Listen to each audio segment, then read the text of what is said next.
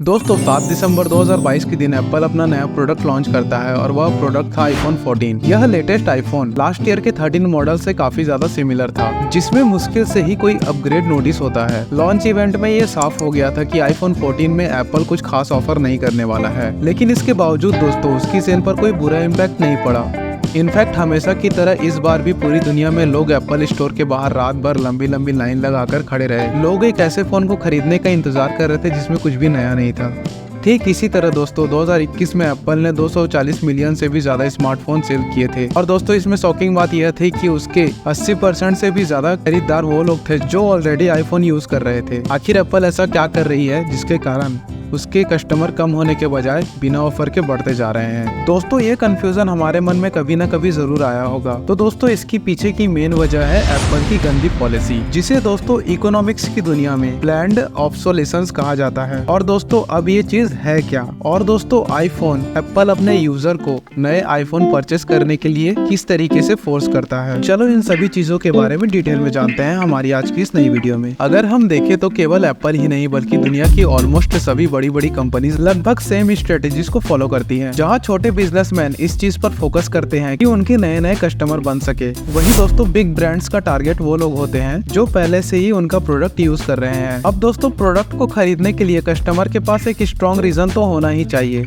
आखिर वो कस्टमर बार बार एक ही जैसी चीज को क्यों खरीदेगा? तो दोस्तों इसके पीछे कई सारे फैक्टर मौजूद हैं जो दोस्तों आज की नहीं बल्कि एक सदियों पुरानी स्ट्रेटेजी पर काम करते हैं। और दोस्तों वो स्ट्रेटेजी है प्लान्ड ऑब्सोलेशन। इसका मतलब होता है दोस्तों जानबूझकर ऐसे खराब क्वालिटी के प्रोडक्ट बनाना जो कम समय में ही खराब हो जाएं, या फिर दोस्तों उन्हें जल्दी बदलने की जरूरत पड़े। असल में दोस्तों इस पॉलिसी की शुरुआत तब हुई जब 20वीं सदी में स्टार्टिंग में इलेक्ट्रिक बल्ब बड़े पैमाने पर बिकने शुरू हुई। तो आप में से काफी लोग शायद जानते भी होंगे कि ओरिजिनल वर्जन का लाइट बल्ब जो साल 1880 में थॉमस अल्वा एडिसन ने बनाया था, उसमें दोस्तों कार्बन फिलामेंट का यूज किया गया था। यह फिलामेंट 2000 घंटों तक जलने के लिए डिजाइन किया गया था। अब क्योंकि दोस्तों उस वक्त के लोग दिन भर हमारी तरह बल्ब को ऑन करके नहीं रखते थे, इसी कारण से दोस्तों बल्ब कई महीनों तक या कई सालों तक खराब नहीं होती थी। अब दोस्तों इसके 30 साल बाद ऐसी हालत हो गई कि बल्ब बनाने वाली कंपनीज घाटे में जाने लगी, क्योंकि दोस्तों लोगों के बल्ब खराब ही नहीं हो रहे थे। ऐसे में उन्हें नए बल्ब खरीदने की क्या ही जरूरत थी। फिर दोस्तों उन कंपनीज ने धीरे धीरे रियलाइज किया कि नए कस्टमर ढूंढने से अच्छा है कि पुराने कस्टमर को बल्ब भेजा जाए जिनके घरों में बल्ब फ्यूज हो चुका है। इस तरीके से उन कंपनीज को अपने टारगेट कंज्यूमर्स की पहचान हो गई। अब दोस्तों बस वेट था एक पॉपुलर प्लान का। और दोस्तों उनका यह इंतजार साल 1920 में उस वक्त खत्म हुई जब जर्मनी के ओसराम, नीदरलैंड की फिलिप और दोस्तों यूएस की जनरल इलेक्ट्रिक एक साथ मिल गई। और दोस्तों फोएब्स कार्टेल के नाम से अपना एक ग्रुप फॉर्म करके इन सब ने ये डिसाइड किया कि सेल्स बढ़ाने के लिए बल्ब के लाइफ टाइम को घटाकर 2000 से 1000 कर दिया जाए। साथ ही दोस्तों उन्होंने दुनिया के बाकी मैन्युफैक्चरर्स को भी यही सेम काम करने के लिए कहा। और दोस्तों इसी तरीके से दुनिया का पहला प्लांट ऑब्सोलेसेंस सफल हो गया, क्योंकि अब लोगों के पास एक लो क्वालिटी बल्ब खरीदने के अलावा और कोई ऑप्शन बचा ही नहीं था। अब दोस्तों अगर हम आज की बात करें तो दुनिया में हर साल करीब 1.5 बिलियन स्मार्टफोन सेल होते हैं। और दोस्तों क्या आप जानते हैं कि इसकी वजह क्या है? ऑब्वियसली दोस्तों लो क्वालिटी प्रोडक्ट्स, क्योंकि मैन्युफैक्चरर्स अपनी सेल्स को बढ़ाने के लिए फोन को इस तरीके से डिजाइन कर रहे हैं कि वो जल्दी ही टूट जाए या फिर दोस्तों खराब हो जाए। आज दोस्तों फोन्स में इतने सारे डिफरेंट डिजाइन ऑप्शन अवेलेबल किए जा रहे हैं कि लोग उनकी ओर अट्रैक्ट हो सके।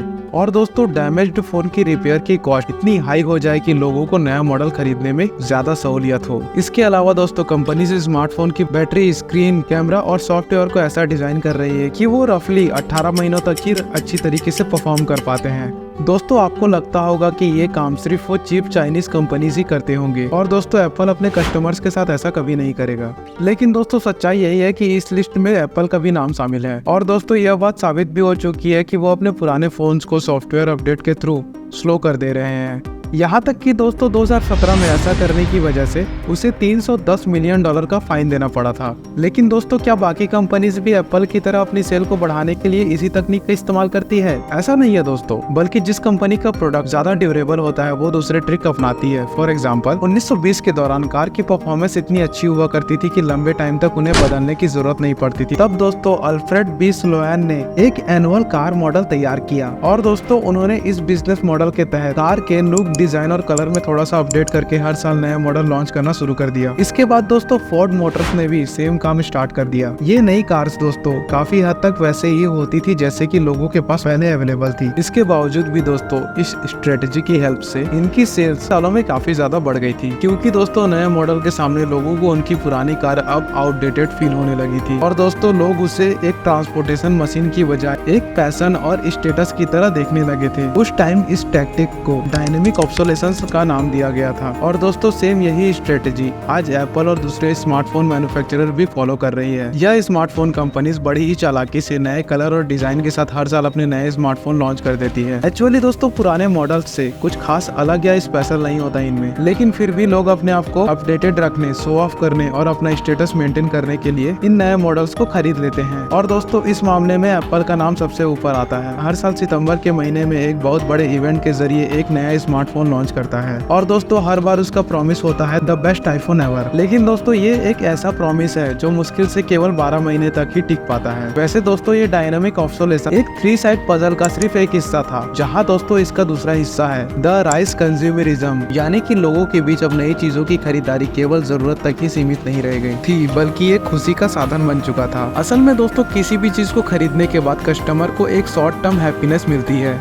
आपने भी दोस्तों ऐसा महसूस जरूर किया होगा कि जिस चीज को खरीदने के लिए आप बहुत दिन से उत्सुक थे, उसे खरीदने के सिर्फ एक हफ्ते बाद ही उसे देखकर उतनी ज्यादा खुशी नहीं मिलती। कंज्यूमर की इसी बिहेवियर की वजह से दुनिया की लाखों बड़ी बड़ी कंपनीज आज करोड़ों में कमा रही है। इसके अलावा दोस्तों इस पजल का तीसरा हिस्सा है द इंडस्ट्रियल एरा, जहाँ कंपनीज टेक्नोलॉजी के मामले में पहले से ज्यादा एडवांस हो गई थी और दोस्तों इसकी हेल्प से एक ऐसा इंफ्रास्ट्रक्चर बिल्ड हो चुका था जिससे कम समय और कम लागत में ज्यादा प्रोडक्ट मैन्युफैक्चर किया जा सकता था। इस तरह इन सब चीजों के साथ मिलने से मार्केट आज से काफी साल पहले से ही नई डिजाइन, नई मॉडल से भर गई थी, जिसकी वजह से दोस्तों लोग शॉपिंग में हद से ज्यादा इंटरेस्ट लेने लगे थे। जिन चीजों की जरूरत भी नहीं थी उन चीजों को लोग खरीदने लगे थे। इसके बाद दोस्तों साल 1990 में फास्ट फैशन के नाम पर चीजें और भी ज्यादा बदतर हो गई। दोस्तों फास्ट फैशन का मतलब होता है एक बहुत ही चीप प्राइस पर उन आउटफिट्स को सेल करना जो किसी ट्रेंडिंग कैटवॉक में या फिर किसी सेलिब्रिटी ने पहना हो। ये ट्रेंडी आउटफिट्स मार्केट में इतनी तेजी से पहुंचते थे कि इसकी स्केचिंग से लेकर शॉप तक पहुंचने में मैक्सिमम 15 दिन का ही समय लगता था। अगर दोस्तों हम इस समय की बात करें तो आज ट्रेंड हर दिन, हर हफ्ते बदलता रहता है, जिसके चलते स्टॉक को बहुत जल्दी चेंज करना पड़ता है। और इससे दोस्तों होता यह है कि टेक्सटाइल इंडस्ट्री का 85% हिस्सा यानी कि लगभग 92 मिलियन टन माल हर साल कचरे में शामिल हो जाता है। दोस्तों टेक इंडस्ट्री का भी हाल कुछ ऐसा ही है।